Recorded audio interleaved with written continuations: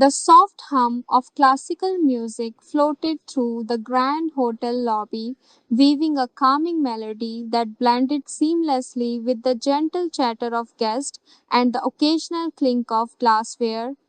Golden sunlight poured through the tall glass windows, casting long, dappled patterns across the gleaming marble floor. The scent of fresh flowers from the centerpiece arrangements gave the place a serene freshness. Papa Thomas, the dignified owner of the hotel, walked through the lobby as he did every morning. Though he was a man of considerable wealth, known for building the hotel empire from scratch, he never let pride touch his heart. Dressed in his signature simple beige kurta and brown sandals, he moved humbly through the space, greeting guests and staff with a warm, genuine smile. For him, no title mattered more than being human. Near the reception counter stood a young woman named Mary. She had just arrived, weary from her journey, and was now politely asking for a glass of fresh juice. Her clothes were plain but clean, her voice calm and respectful. There was a quiet dignity in her manner, something that stood out even amidst the opulence of the hotel. Papa Thomas noticed her from across the lobby. Something about her presence intrigued him.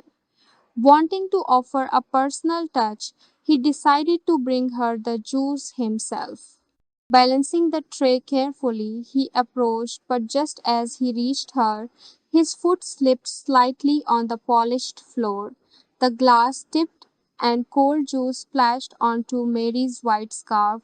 Gasps rose from a few nearby guests. A silence followed. "I am so terribly sorry," Papa Thomas said instantly, visibly shaken. "It's entirely my fault. Please forgive me." Mary looked down at the stained scarf. There was a brief pause, then she raised her eyes and offered a soft, reassuring smile. "It's all right, sir," she said gently. "Clothes can be cleaned. It's people's intentions that matter more." Her words, simple yet full of grace, struck something deep within Papa Thomas.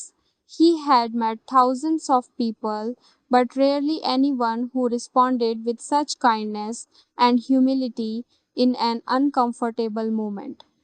Later that evening, while sipping tea in the garden with his son Bernard, Papa Thomas recounted the incident.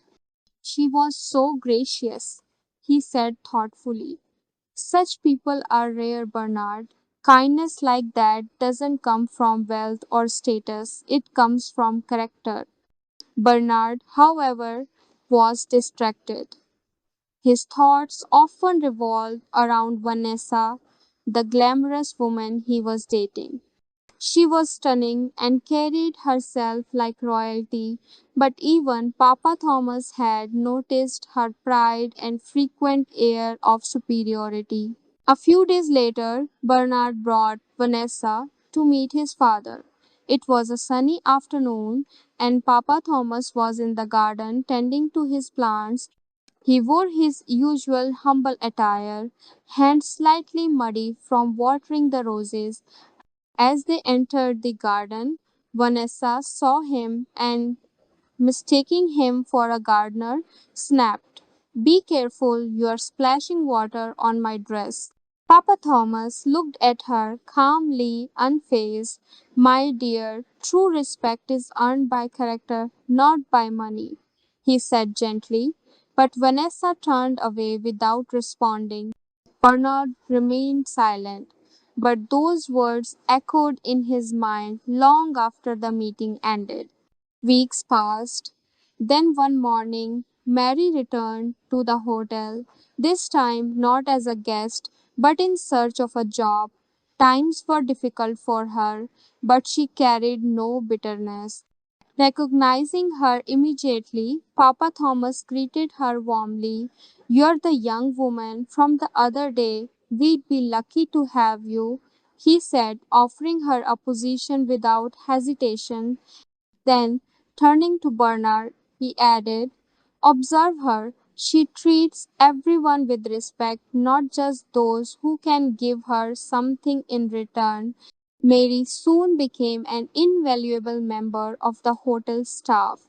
She was punctual, thoughtful, and treated each guest with the same warm courtesy, whether they were wealthy business executives or tired travelers on a budget.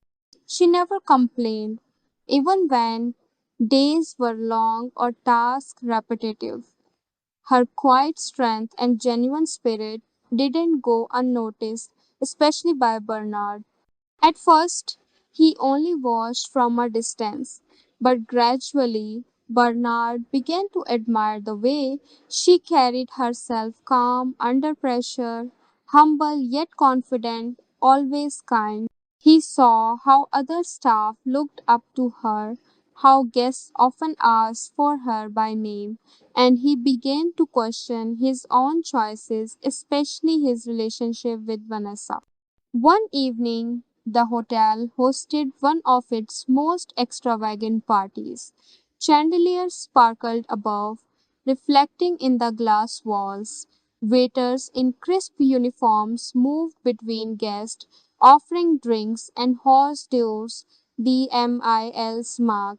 Mary, dressed neatly in her work attire, moved swiftly between tables with a tray of drinks.